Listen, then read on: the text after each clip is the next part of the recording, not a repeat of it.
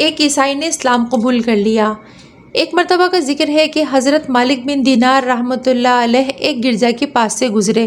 اس گرجا کے اندر سے ایک عیسائی راہب کی آواز آ رہی تھی جو یہ کہہ رہا تھا، اے وہ ذات بابرکت جس کے حرم میں خوف کھانے والے اور لوگوں کے ستائے ہوئے پناہ لیتے ہیں اور طلب کرنے والے لوگ اس کی رحمت و نعمت کی طرف رغبت کرتے ہیں، میں تیرے انتظام سے رہائی کی التجا کرتا ہوں اور اپنے گناہوں کی معافی کا طلبگار ہوں، ان گناہوں کا جس کی لذت ختم ہو گئی اور مشقت باقی رہ گئی۔ حضرت مالک بن دینار رحمۃ اللہ علیہ نے یہ آواز سنی تو گرجا کے اندر تشریف لے گئے اور اس راہب سے پوچھا کہ یہ تبدیلی کیسے واقع ہو گئی۔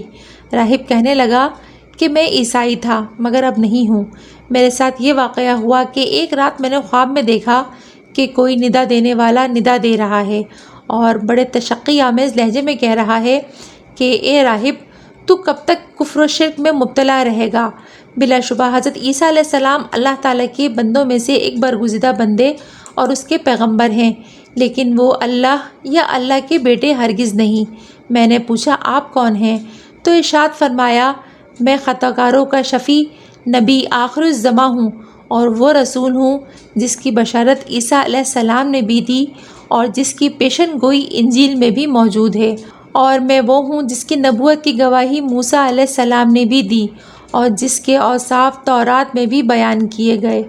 اس کے بعد اس مبارک ہستی نے میرے سینے پر اپنا دست رحمت پھیرا اور یہ دعا پڑھی۔ ترجمہ: اے اللہ، تو اپنے بندے کے قلب میں ہدایت کی بات ڈال دے اور اسے راستی اور سچائی کی توفیق عطا فرما۔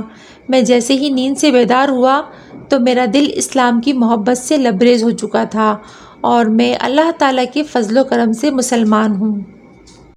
خلوت نشینی۔ حضرت مالک بن دینار دنیا داری سے ہمیشہ دور رہتے تھے۔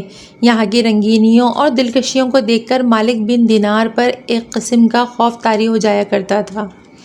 منقول ہے کہ بصرہ میں کوئی آدمی فوت ہو گیا اور اس کی وسیع جائیداد، مال و دولت کی وارث اس کی اکلوتی لڑکی ٹھہری، جو کہ انتہائی خوبصورت اور قیامت خیز شخصیت کی مالک تھی۔ ایک دن اس لڑکی نے حضرت ثابت بنانی کی خدمت میں حاضر ہو کر کہا کہ وہ نکاح کرنا چاہتی ہے۔ تو حضرت ثابت بنانی نے پوچھا، تم کس سے نکاح کرنے کی آرزو مند ہو؟ اس پر اس لڑکی نے جواب دیا، میری خواہش ہے کہ مالک بن دینار سے میرا نکاح ہو جائے، کیونکہ وہ پرہیزگار، دیندار اور ذکر الہی میں مصروف رہنے والے انسان ہیں۔ میں ان سے اس لیے شادی کرنا چاہتی ہوں تاکہ دینی کاموں میں وہ میری معاونت کر سکیں۔ چنانچہ حضرت ثابت بنانی نے اس لڑکی کا پیغام مالک بن دینار تک پہنچا دیا، جس پر آپ نے فرمایا کہ میں تو دنیا کو طلاق دے چکا ہوں، اور چونکہ عورت کو شمار بھی دنیا میں ہوتا ہے اس لیے طلاق شدہ عورت سے نکاح جائز نہیں ہے۔ آپ کی نگاہ فیض کا اثر۔ بصرہ کی گلیوں میں کسی امیر کبیر کی باندھی خدمت گاروں کے جھرمٹ میں سوار بڑے ناز و نخرے سے چلی جا رہی تھی۔ حضرت مالک بن دینار رضی اللہ عنہ کی نظر پڑی۔ آپ سادہ حال رہتے تھے۔ اس سے دریافت کیا، کیا تیرا مالک تجھے فروخت کرے گا؟ کنیز نے غرور سے سر جھٹک کر کہا، اگر فروخت بھی کرے گا تو آپ جیسا مفلس مجھے کیا خرید سکے گا؟ حضرت مالک نے فرمایا، تو کیا شے ہے، میں تجھ سے بھی بہتر کنیز خرید سکتا ہوں۔ آپ اس کے مکان تک تشریف لے گئے۔ باندی نے اپنے آقا سے سارا قصہ ذکر کیا۔ اس نے حضرت سے دریافت کیا، کیا چاہتے ہو؟ حضرت مالک، میں اس کنیز کو خریدنا چاہتا ہوں۔ امیر، کیا آپ اس کی قیمت دے سکیں گے؟ حضرت مالک، میرے نزدیک تو اس کی قیمت کھجور کی 2 گٹھلیاں ہیں، ان سے زیادہ کچھ نہیں۔ امیر بنتے ہوئے، آپ نے ایسا کیوں کہا؟